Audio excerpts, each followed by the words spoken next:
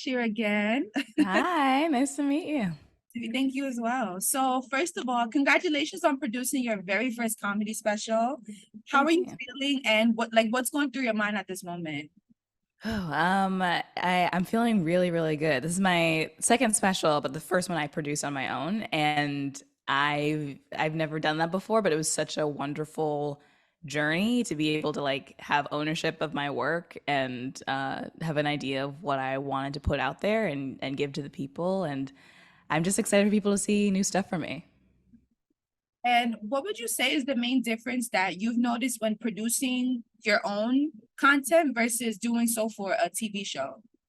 Ooh. I mean, producing my own stuff is great because I get to make the decisions. Like, it was my money. It was that I was putting up. So I know the budget and I'm like, "Oh, well, I want to spend more on this or I don't need to spend more on this." Or I could make decisions like that where if I'm on someone else's show or, acting in something or being in something that someone else is creating, I don't have all those answers. I don't know why we're making the decisions that we're making. I'll go along with it. I am glad to help someone else put their vision out, but it's like I kind of have less control in that way. And so producing this is so nice because I get to actually like have control over it.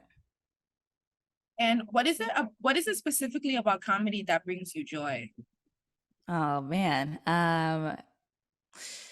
That's hard. A lot of things about comedy bring me joy. I guess I love performing, period. I love being able to connect with an audience. And I feel like with stand up, I can do that directly and just be a mouthpiece for whatever I'm saying. Like, I don't need props, I don't need a set. I can just like speak. Sometimes I don't even need a mic. I could just truly talk to an audience. And I feel like that's a wonderful symbiotic relationship that I can get from communicating with them. And I also like comedy because I feel like it's a way for people to connect.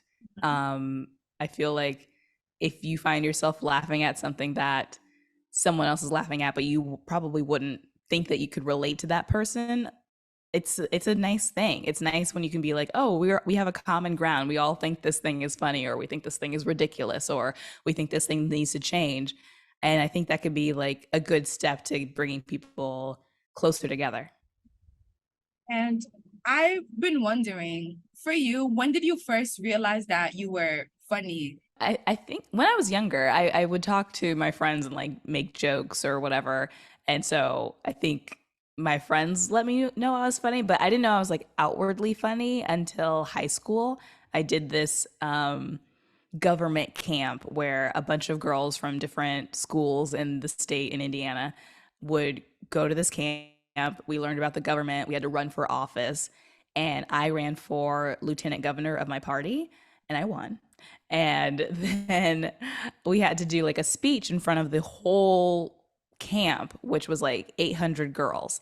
And I had never spoken in front of that big of a crowd before, but I wrote a couple jokes at the top of the speech and people were cracking up. And then they just kept laughing because of the way I was saying things.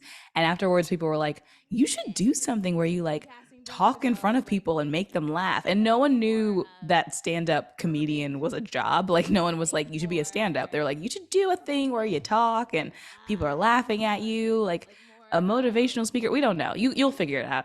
And then later was like, oh, I think this is what they were talking about, and it just feels right. I'm happy to hear that it worked out for you. And, it kind of just, everything just ended up aligning and being destined to where you are now. Yeah, it really does feel that way. I feel like because I followed the fun or followed things that made me feel good, I landed in a spot where it became my career. And so, how do you utilize comedy to approach serious topics such as being Black in America? I actually just kind of talk about myself. Like, I rarely write my material in order to talk about something. It's not like, oh, this is a topic I want to tackle, or like, this is a hot topic that everyone's talking about right now. It's usually like, this is something that happened to me, or this is what I'm going through currently. And I write from a very personal place, which does include being black, being a black woman, being a black woman in America. And so it is conveyed in the material, but it's just because I'm talking about myself. And why do you believe people are much more receptive to learning about, these topics through humor? I think people are more receptive to learning about things about race or history or things that might make people feel uncomfortable through comedy because when you laugh, your defenses are down. When you're able to laugh at something, I think you're able to like be more open to the possibilities of that topic as opposed to like reading something or getting a TED talk or getting a lecture. No one wants to be lectured. And I think jokes are a good way to like kind of analyze the same type of topics, but in a way that people can digest easier. Mhm. And so I've been wondering, as a comedian, do you ever feel conflicted about making jokes about things that should be considered serious? And if so, how do you come to that decision, or I guess boundaries you would refer to? Mm-hmm. Um, I guess I kind of feel like you can make a joke about anything. Mhm.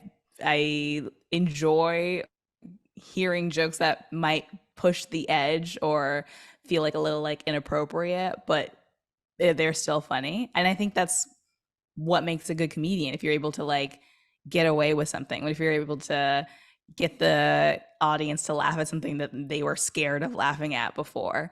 And yeah, I think it just takes trying it out. Like I've definitely just tried things out on stage and then even if I got a laugh, if I was like, "Ooh, that still didn't feel good to me, I'll just take the joke out.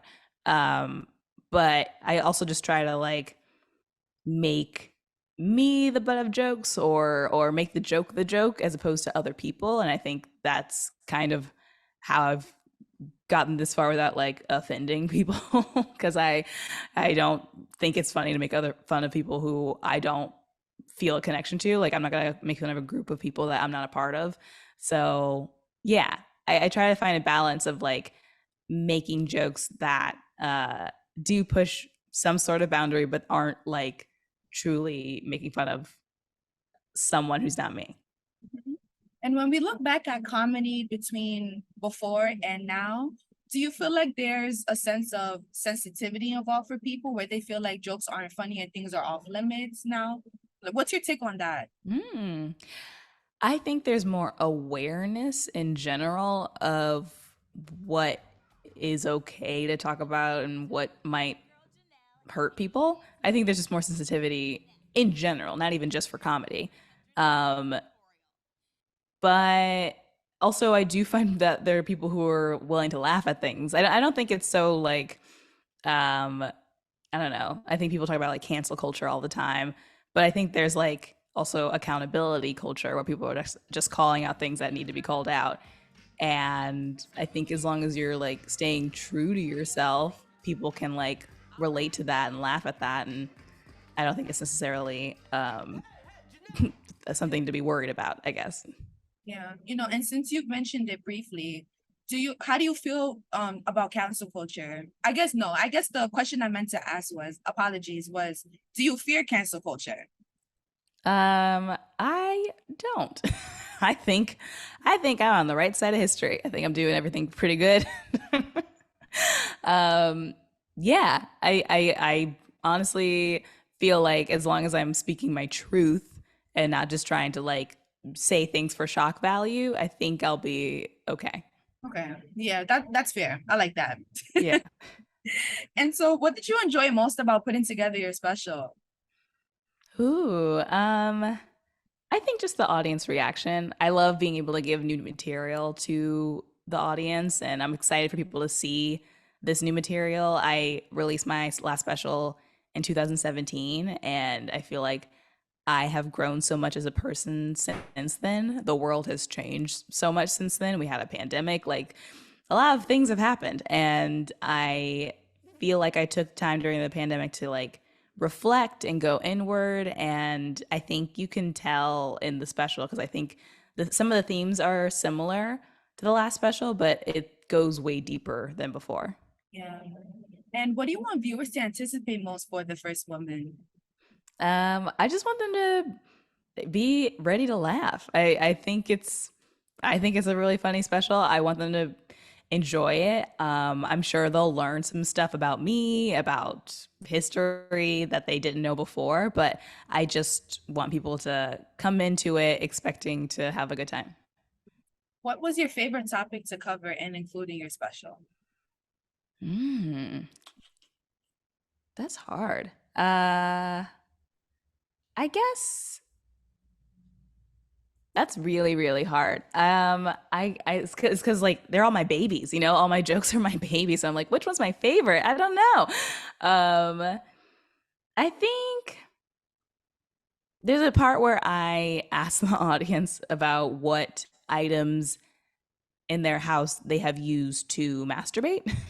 And I really like that section because it feels like a moment where we're all connecting and people are revealing these truths that they probably haven't really told anyone or maybe told one person and they're just saying it out loud to a whole crowd of people. But you know, I could try to create a safe space so that people feel comfortable doing that. And I think it's beautiful because there's so many things in media that encourage boys' sexual exploration, but not for like women or queer people. And I like to think it's a moment where people feel a little relieved that they can let go like that. So yeah, that's probably one of my favorite moments of the show. Has there been any point in your career where you've experienced writer's block? And what did that look like for you? Definitely. I mean, right after I filmed my first special, Pizza Mind, I was like, can I ever write again? Will I ever be funny again? I just couldn't think of anything. Uh, and I think that's okay because I just had like a massive dump of information. And so it took a minute for me to like start reacclimating my brain to analyzing things that are funny. And I honestly, I kind of feel like that way right now. I just like released all this stuff and a whole hour of material and now it's like what's next, but I don't know. The well is dry right now, but that's okay because I know it'll come back. Like I think it's okay to not be afraid of a writer's block because it just means you're in a different mode. I'm not outputting, but I'm also inputting. Like I'm taking in new information. I'm living my life and I can't really write more stuff if I don't live my life. And, you know, 5 to 10 years from now, what do you want to be admired and remembered most for your contribution to comedy? Ooh, I think I want to be admired for, I guess, just like my authenticity. I want people to feel like they can see my work and be like, oh, yes, this is what she does. This is authentically herself, and think that I stayed true to myself throughout my career.